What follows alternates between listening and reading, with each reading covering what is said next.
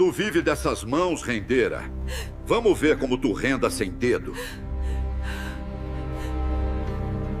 Quem foi o cangaceiro mais arretado que olhou nos olhos de um coronel filho da égua, torturando uma bordadeira inocente e disse: "Agora tu vai entender o que é bordar com teu próprio sangue, desgraçado." Antes de executar a justiça mais implacável que o sertão nordestino jamais tinha visto, você sabia que ele podia ter passado direto, podia ter dito que não era problema dele, mas escolheu parar e enfrentar uma guarnição inteira de volantes, porque sabia que cada grito de socorro que ele respondia era uma família que não precisaria enterrar ninguém no silêncio da caatinga. Presta atenção, cabra macho, que é cabra macho, não foge de história boa.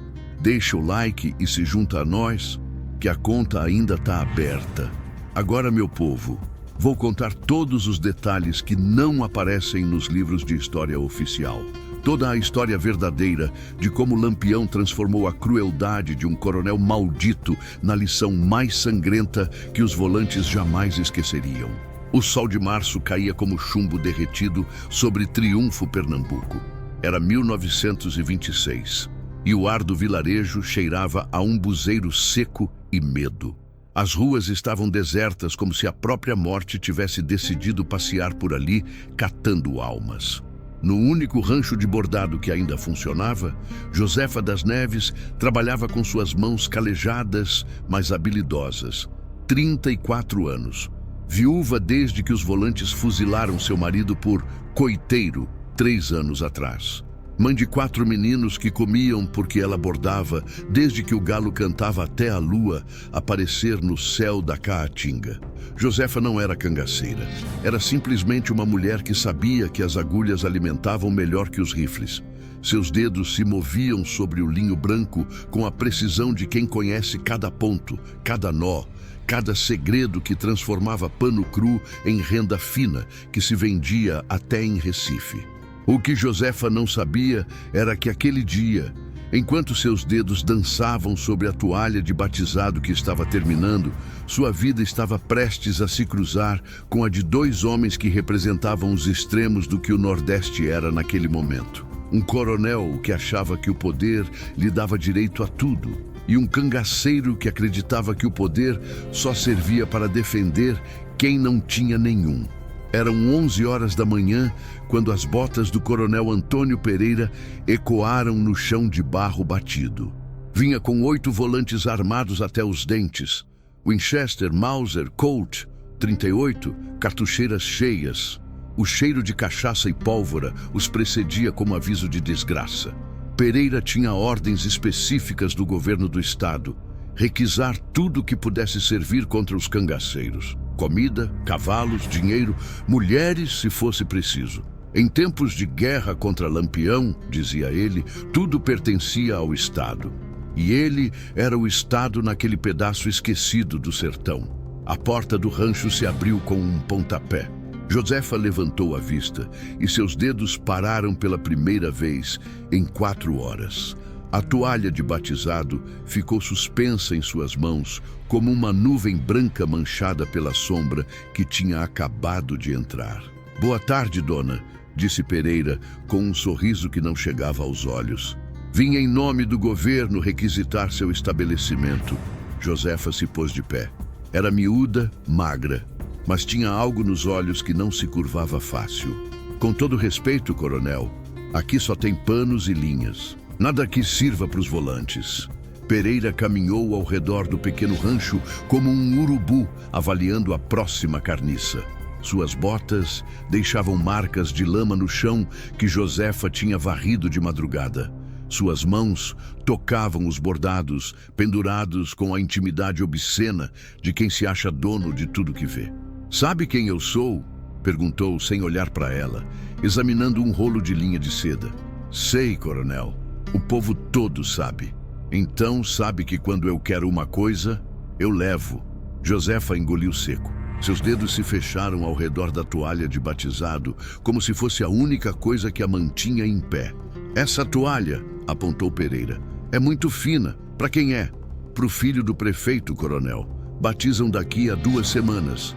Não mais. O sorriso do coronel se alargou.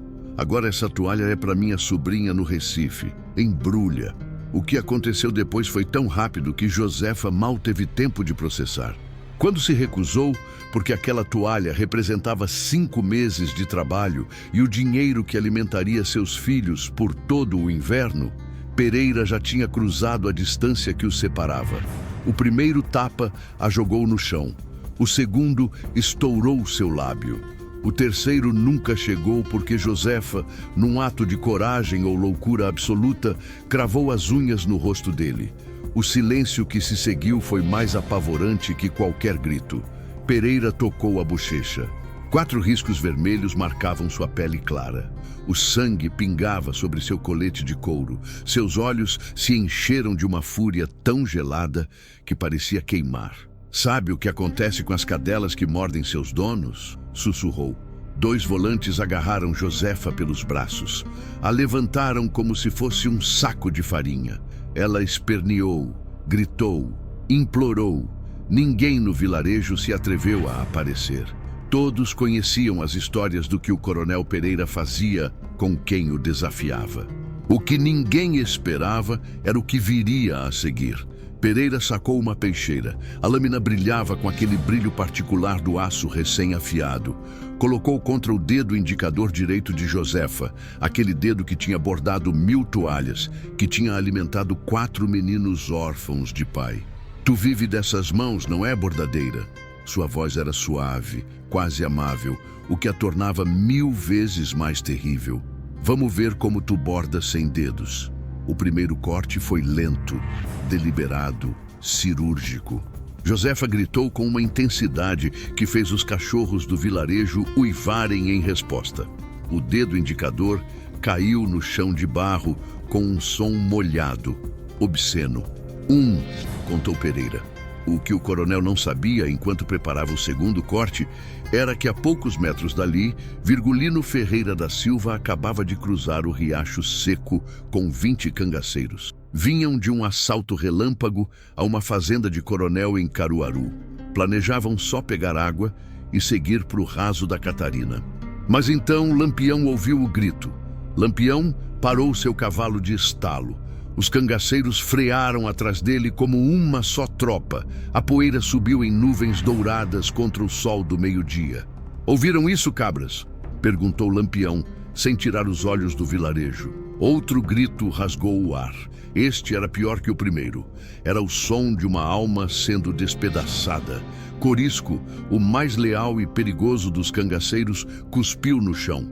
"Parece que alguém está fazendo o que os volantes fazem de melhor, capitão." Lampião conhecia aquele som. Tinha escutado 1000 vezes. Era o som da injustiça sendo executada com a certeza de quem sabe que não haveria consequências. Era o som que o perseguia desde menino, desde que viu os volantes estuprarem sua irmã enquanto ele se escondia debaixo de uma carroça. Pequeno demais para fazer algo exceto jurar vingança eterna. "Quantos homens nós tem?" perguntou Lampião, embora já soubesse a resposta. 20, capitão, respondeu Luiz Pedro, conferindo seu Winchester. "E quantas balas?" "Suficiente para o que for que está acontecendo ali." Lampião esporeou seu cavalo. Os cangaceiros seguiram sem precisar de ordem. Conheciam aquele olhar nos olhos do capitão. Era o olhar que aparecia justo antes de alguém aprender o que significava realmente a palavra justiça. Quando chegaram ao rancho de Bordado, a cena que encontraram teria enjoado um homem menor. Josefa estava amarrada a uma cadeira. Sua mão direita era uma confusão sangrenta. 4 dedos faltavam. Estavam alinhados no balcão como se fossem produtos em exposição. O 5º dedo estava meio cortado. Pereira trabalhava com a concentração de um artista completando sua obra-prima. Os volantes riam. Um deles segurava a toalha de batizado, sujando-a com suas mãos imundas. Lampião desceu do cavalo com a lentidão deliberada de uma onça que acabou de encontrar sua presa. Seu Mauser pendurado na cintura. Não tocou nele. Ainda não. "Boa tarde, senhores volantes", disse Lampião da porta. O rancho congelou como se o próprio tempo tivesse decidido parar para ver o que aconteceria depois. Pereira se virou devagar. Seus olhos avaliaram Lampião. Alto, magro, chapéu de couro, roupa sertaneja coberta de poeira. Atrás dele, 20 homens armados bloqueavam a saída. "E tu quem é, cabra?" perguntou o coronel, limpando a peixeira ensanguentada na calça. "Sou quem veio te ensinar respeito, filho de uma égua." Os volantes foram para as armas, os cangaceiros foram mais rápidos. 20 Winchester apontaram para 8 cabeças. A matemática da morte era simples e absoluta.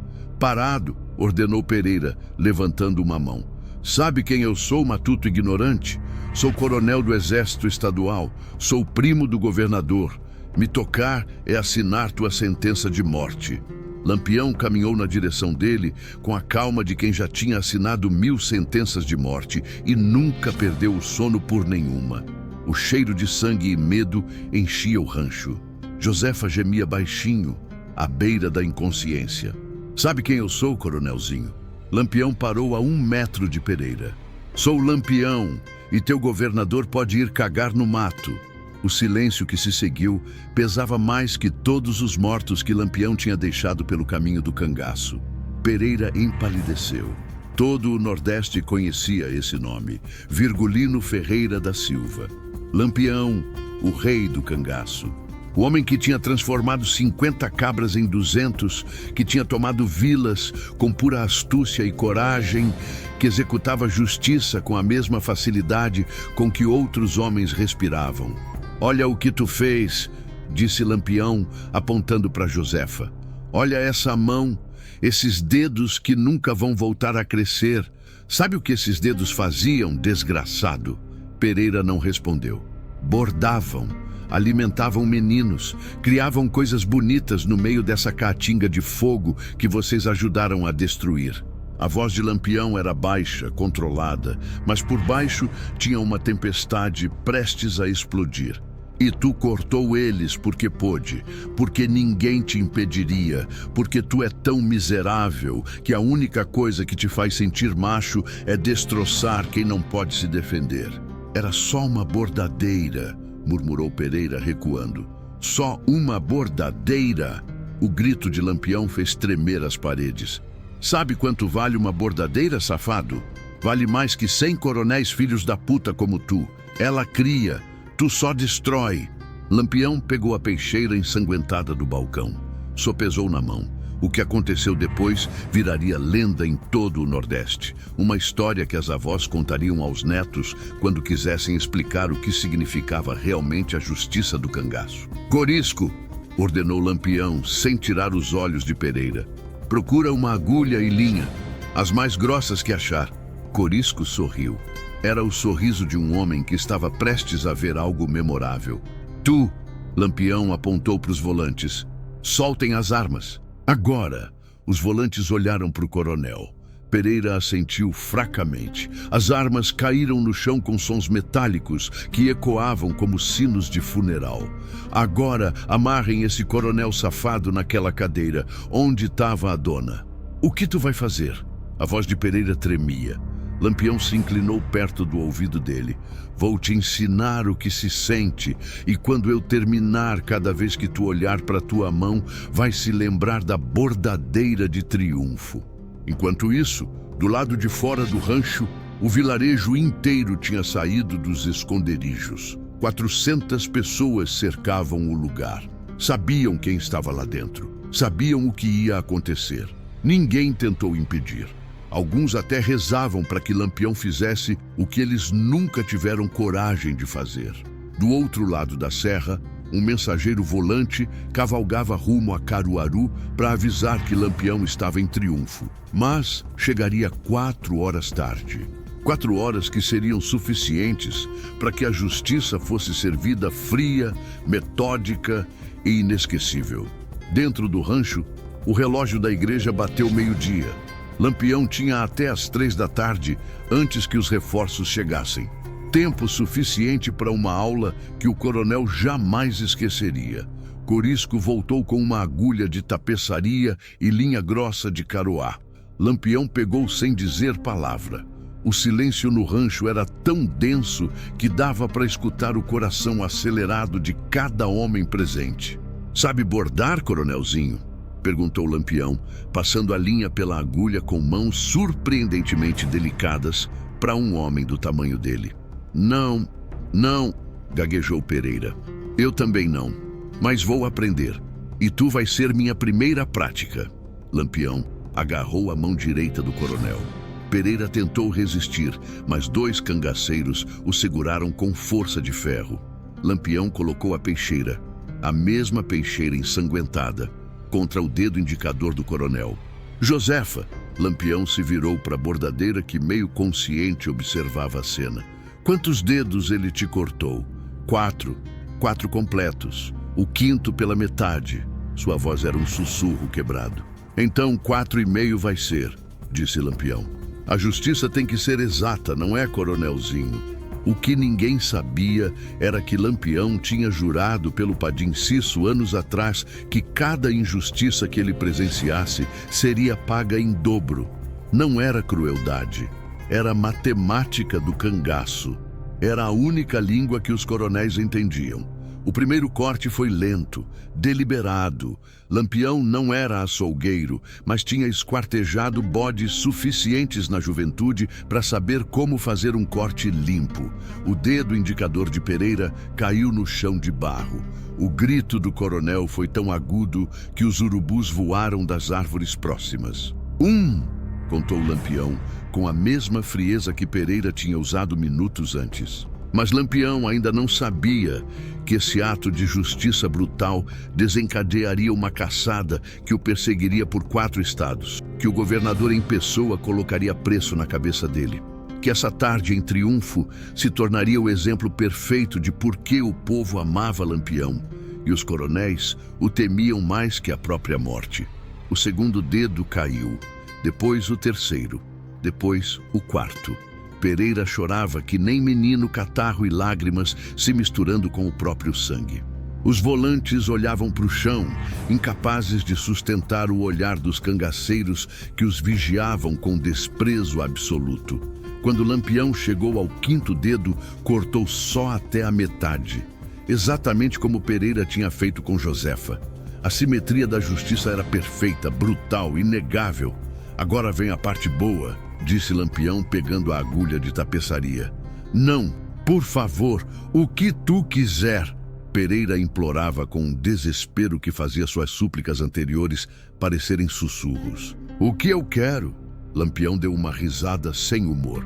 "Quero que essa bordadeira possa alimentar seus filhos. Tu pode devolver os dedos dela? Pode desfazer o que fez?" Silêncio. "Foi o que pensei." Lampião colocou os 4 dedos cortados do coronel sobre a mão mutilada dele, um por um, com uma precisão que teria impressionado qualquer curandeiro. Depois, com a agulha de tapeçaria e a linha grossa de caroá, começou a costurar. Passou a agulha pela carne morta do dedo, depois pela carne viva do toco. O coronel gritou com tal intensidade que 3 volantes vomitaram nos cantos do rancho. Lampião não parou, ponto após ponto. Metódico, deliberado. "Tá vendo, coronelzinho? É assim que se borda. Com paciência, com cuidado, com respeito pelo material que tu tá trabalhando." Lampião falava como se estivesse dando uma aula. A dona Josefa fazia isso 12 horas por dia para alimentar os filhos. Tu tornou isso impossível em 5 minutos. "Te parece justo?" Pereira não conseguia responder. Estava além da dor, entrando naquele território onde o corpo simplesmente desliga para proteger a mente de colapsar completamente. Mas Lampião não deixou ele desmaiar. Corisco tinha uma garrafa de cachaça que ia jogando sobre as feridas. A queimação mantinha o coronel consciente, forçando-o a experimentar cada segundo do próprio remédio. Enquanto Lampião costurava do outro lado da serra, os reforços volantes cavalgavam rumo a triunfo. Eram 30 homens, armados até os dentes, mas chegariam tarde demais. Dentro do rancho, o relógio bateu 1 da tarde. Lampião tinha 2 horas, tempo suficiente. Quando terminou de costurar o 4º dedo, grotescamente pregado, a carne morta azulada contra a carne viva sangrenta, Lampião recuou para admirar o trabalho. "O que tu acha, Josefa?" perguntou, virando-se para a bordadeira. "É um bom trabalho de bordado." Josefa, que tinha recuperado alguma consciência graças ao choque de ver seu torturador sendo torturado, olhou para a mão destroçada do coronel. Os dedos penduravam em ângulos impossíveis. A costura tosca e sangrenta, uma paródia horrível do que ela fazia com amor e habilidade. É justiça", sussurrou. Lampião assentiu. "Corisco, dá dinheiro para dona. Tudo que nós tiver é o mínimo que podemos fazer." "Sim, capitão." Lampião se virou para os volantes que tremiam nos cantos. "Vocês levem esse coronel safado daqui. Digam para o governador que isso é o que acontece quando os homens dele torturam bordadeiras. Digam que Lampião está no sertão executando a única justiça que funciona nessa terra. E digam que se eu encontrar outro fazendo isso, não vou costurar dedos. Vou costurar as pálpebras abertas e deixar amarrado no sol da caatinga até os urubus comerem os olhos dele." Os volantes agarraram Pereira, que tinha caído num estado semiconsciente. O arrastaram para fora. O vilarejo inteiro viu eles passarem. Ninguém disse nada. Não precisava. A mensagem era clara como água de açude. Lampião se aproximou de Josefa. Se ajoelhou na frente dela com uma gentileza que contrastava brutalmente com o que tinha acabado de fazer. "Dona, lamento não ter chegado antes. Lamento não poder devolver seus dedos. Mas prometo isso.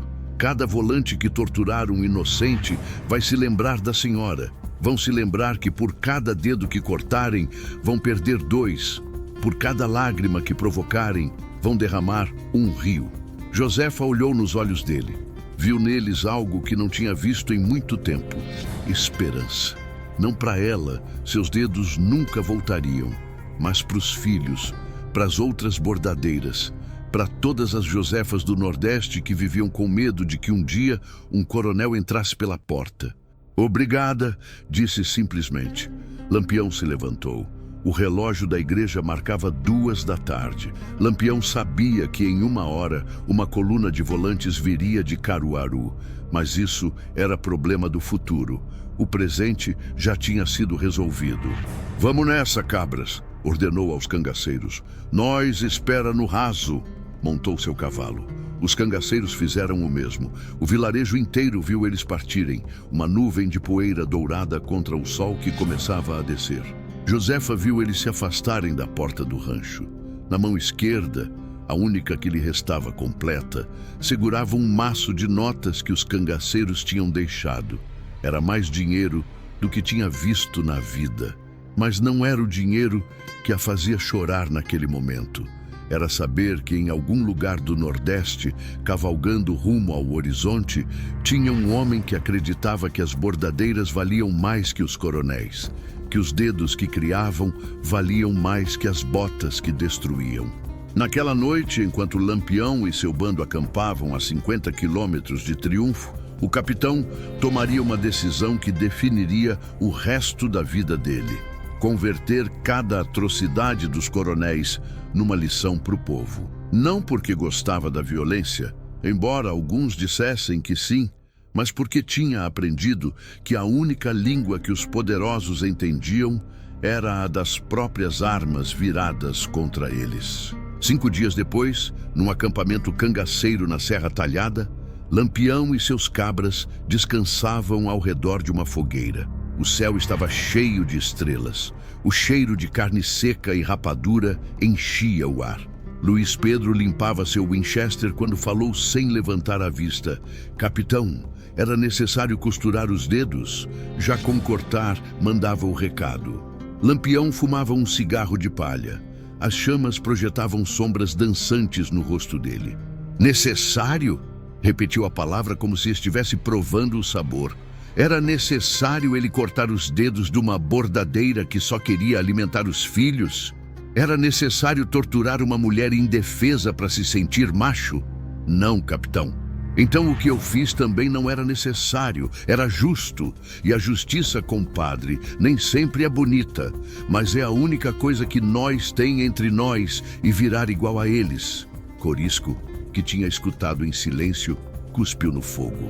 Os volantes já estão dizendo que o senhor é um monstro, capitão, que tortura por prazer. Lampião deu uma risada. Era uma risada amarga. Que digam. Prefiro ser o monstro que protege o povo do que o santo que permite que torturem eles. A história vai me julgar, mas a bordadeira de triunfo já deu o veredicto dela. O que Lampião não sabia, enquanto fumava aquele cigarro sob as estrelas de Pernambuco, era que o veredicto dele já estava se espalhando por todo o Nordeste como fogo em capinzal seco. Em Caruaru, uma mãe contava para os filhos a história do cangaceiro que vingou a bordadeira. Em Campina Grande, os camponeses cantavam em cordel. Em João Pessoa, as bordadeiras trabalhavam com menos medo, sabendo que alguém as defenderia. Mas no Recife, o governador lia o relatório do coronel com mãos trêmulas.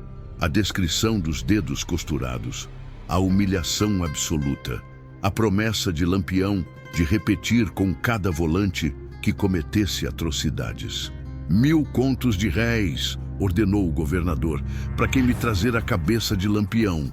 Era uma fortuna, era também inútil, porque o que o governador não entendia era que não estava lutando contra um homem, estava lutando contra uma ideia. E ideias não morrem com balas ou dinheiro. E Lampião não morria, já tinha virado lenda. E foi assim que nasceu mais uma lenda do cangaço. Se gostaram dessa história, curtam e se inscrevam. O sertão tá cheio de causo para contar. Aqui é justiça de verdade, feita com coragem e bala. Deixa o like e vem com nós desbravar o sertão.